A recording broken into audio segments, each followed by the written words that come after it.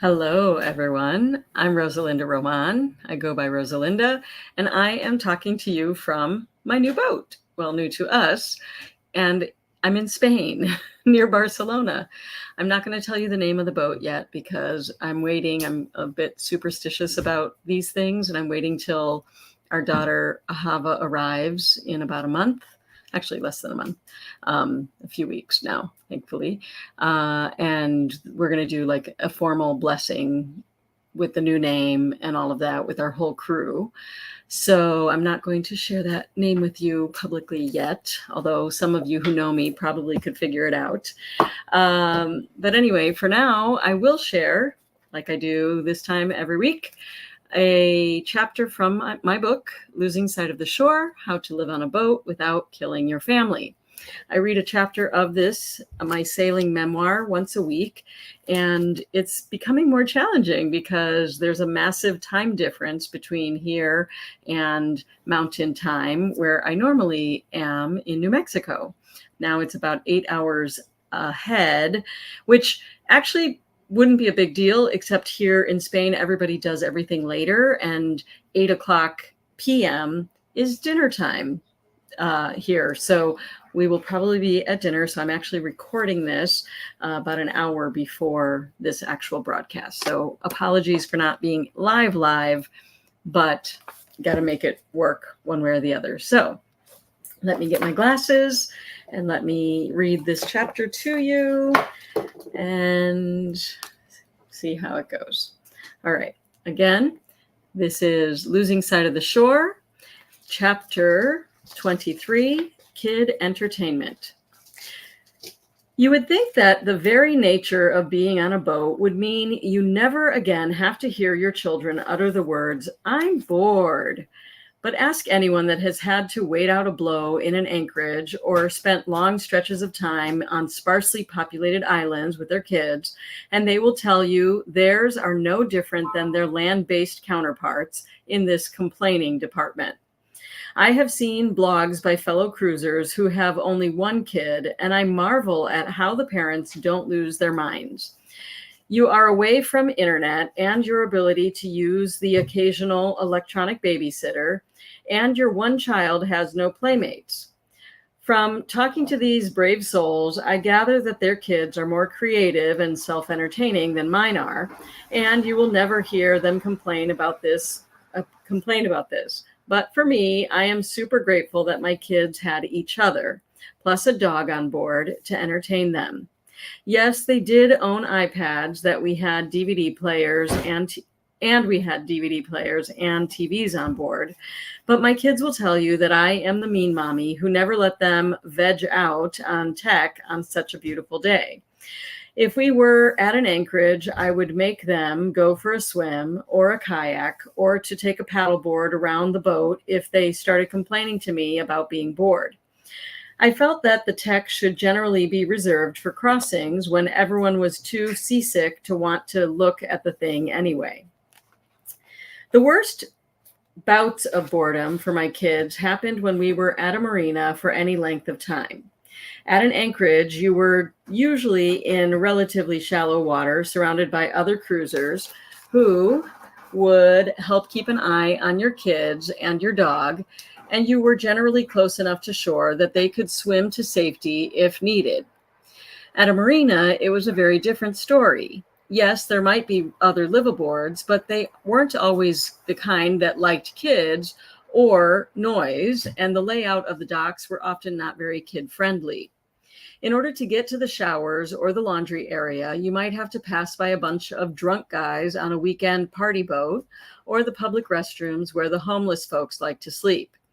As for getting some much needed exercise, even though we were on the water and surrounded by water, it is generally not a place for swimming. This is partly due to the fuel dock where there are inevitably spills, but also because people work on their boats and many of those chemicals end up in the water. In other words, I made my kids stay on the boat unless I was with them, which made for some very bored kids. The good news is that this sparked some very creative games. The bad news is this sparked some very awful fights. Still, I limited the tech time and worked to keep my reactions to their reactions in check. While I was busy working on my business or developing some really great systems for chores and responsibilities, at least I thought they were great, the kids were smart enough to steer clear and entertain themselves. Of the many options they came up with, 3 stand out in my mind as the best ways my kids passed the time when they were bored: reading, playing superpowers, and gung swinging. I know many people will be aghast at what I'm about to say next, but reading was a bit of a problem, and still is, because my kids are voracious readers, and Nathan and I are not. That meant the girls blew through every book we had on board and went out in search of more.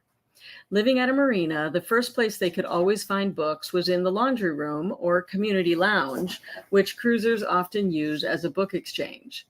The way that works is if you finish a book, you leave that on a shelf and then take a different book which a previous cruiser had left behind. The problem was that the overwhelming majority of cruisers are grown-ups, so the overwhelming majority of books in these book exchanges were of the grown-up variety and often wildly inappropriate for my preteens. That didn't stop them from wanting to read them, which again put me squarely back in the mean mommy category. Another problem with books is that they weigh a lot and take up space, neither of which is a desirable characteristic when you live on a boat. Rather than carrying books everywhere, many cruisers bring along Kindles, iPads, or other tablets, which they load up with books for their kids. Our problem is that our kids don't just love reading, they love books.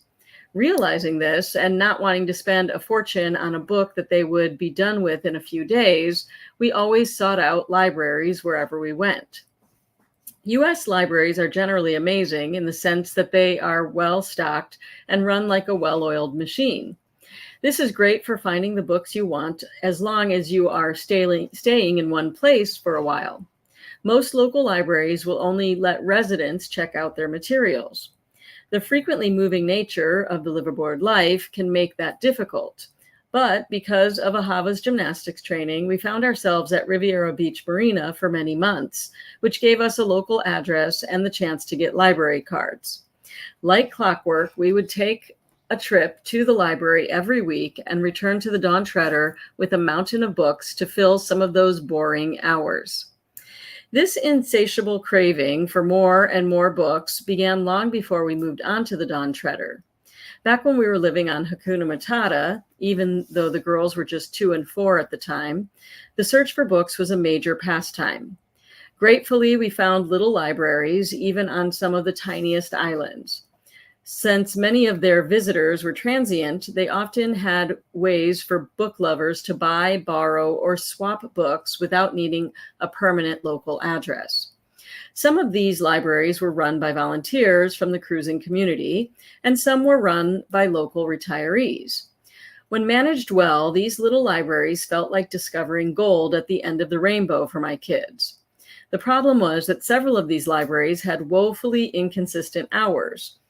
On more than one occasion, I had to comfort a crying child after we had dinghied over to shore during the library's posted hours, only to discover it closed because the volunteer hadn't shown up that day. I know they say beggars can't be choosers, but try explaining that to a heartbroken kid who just blasted through the entire Harry Potter series. Despite the challenges, the kids somehow always managed to find new books on a budget, which was a good thing since we were boat schooling and always in need of new learning materials. Also, because we were boat schooling, which at times looked more like unschooling, we saw every situation as a learning opportunity. Nathan talked physics, mechanics, and fluid dynamics with and around the kids. He gave them math problems over breakfast, and their journalist communication-focused mommy corrected their grammar and taught them to fact check and enunciate. Their doctor engineer daddy corrected them when they made inaccurate assumptions about how a material might react in a given situation, and he constantly had them calculating the speed or mass of a thing. It wasn't long before the kids started incorporating this learning into their creative play. My favorite of these games was called Superpowers. From inside the cabin, the game of Superpowers sounded suspiciously like a bickering herd of elephants stomping around on the upper deck. If you dared to step foot on top, you might not have any chance of understanding what was actually going on. It took several times of asking before the kids let me in on the game. For starters, it involved slips of paper with superpowers and superhuman abilities written on them. Each child would get to pick a certain number of superpowers in a very complicated process that I never fully understood. Was superpower trading and fighting about what each power actually allowed you to do or not do. But in the end, they all settled on their batch of superpowers for that particular round and then ran around the boat using their powers in an epic battle between good and evil. The catch was that the superpowers couldn't defy the laws of physics, loosely interpreted with some suspension of disbelief sprinkled in, of course. In the middle of it all, you might hear someone call, "Pause, pause, pause. I said pause." And then a super child would come in and ask, "Mommy, if I used laser eyes on Samuel's skin, he would melt, right?" This was usually followed quickly by another kid yelling, "I told you I was using my anti-laser shield." From what I can tell, this was their idea of fun. This game was much more intricate and creative than I am giving them credit for. They wanted to make sure their powers were viable in the real world, and they were constantly inventing new combinations and placing themselves in more and more complicated scenarios. As their mom, I loved it. Not so much for the echoing elephant herd sounds that were overpowering the entire cabin, but for the way they were working together, negotiating, and using their bodies, minds, and creativity in fascinating ways. Basically, for the 7 months we were stationary at the Riviera Beach Marina, our kids' days were a revolving door of reading, eating, superpowers, scrubbing the deck, picking up dog poop, and more reading, with an occasional out-of-town visitor to shake things up. Then we discovered both the yoga trapeze and the gung swing, and their superpower game was taken to a whole new level. The yoga trapeze was my birthday present that first year on the Dawn Treader. It looks like a silk hammock with carabiners on either end, plus handles of various lengths on 2 separate carabiners. The Yoga Trapeze Company markets it to grown-ups for hanging upside down to alleviate aches and pains, especially in your back. But the kids quickly fell in love with it, and I rarely got a chance to use it. On the Dawn Treader, the Yoga Trapeze fit nicely on 2 hooks on the boom, the big horizontal pole which secures the main sail, making the perfect little spot for aerial yoga. I tried it a few times, got super dizzy, and felt like all the blood had drained out of my body, collecting in my very red face. From what I understand, this is pretty normal, and you have to build up a tolerance to this blood drain feeling by flipping yourself upside down a little bit more each day. But I never got the chance to see if this was true once the kids discovered it made the perfect onboard jungle gym. Over and over again, they used the yoga trapeze to flip and do tricks. They soon decided that the handles were perfect for converting into swings too, putting their full body weight on them, a job they were definitely not designed for. Clearly, they needed something that was made for this purpose. As luck would have it, another parent posted a video in the Kids for Sale Facebook group, that's SAIL, showing a kid having the time of his life swinging over the water on something called a gung swing. The minute I saw that, I knew we had to have one.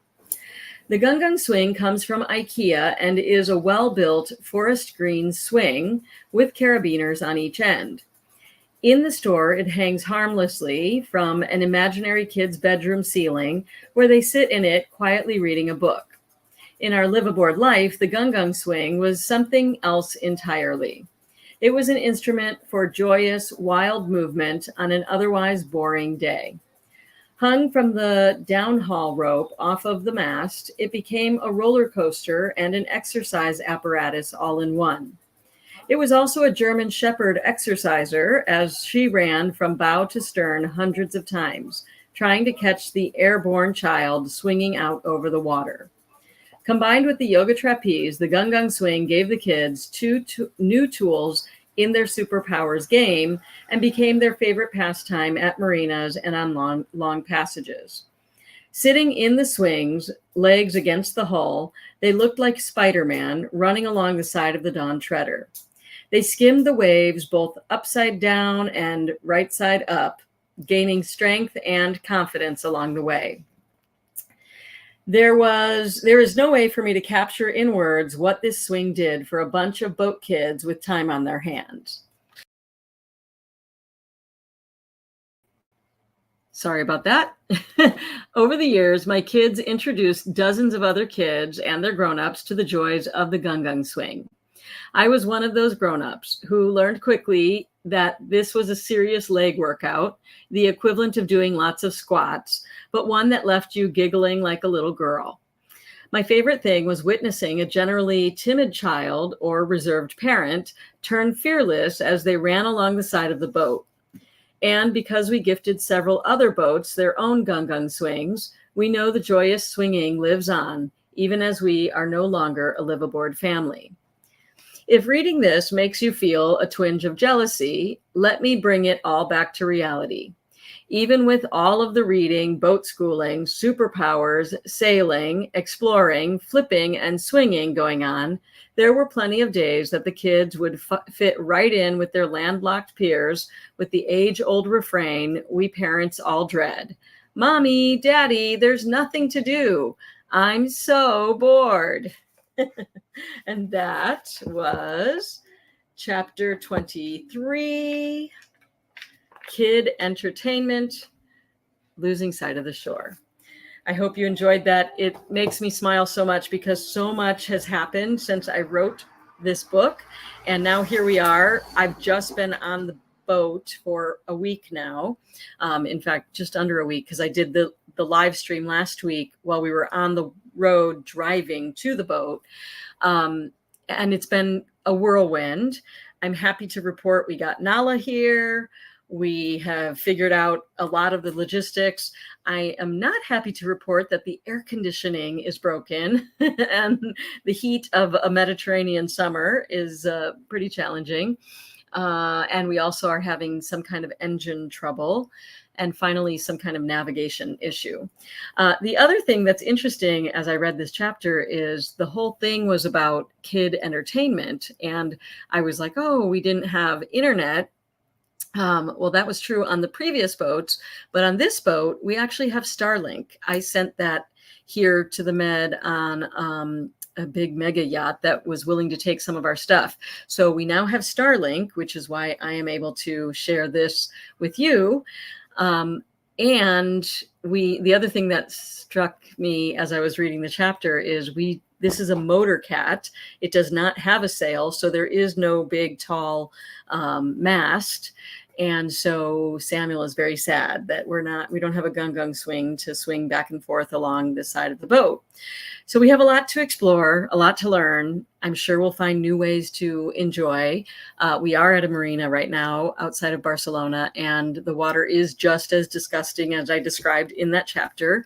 So there's no swimming, but luckily we're not far from a beach, so we can walk over and the kids can swim there.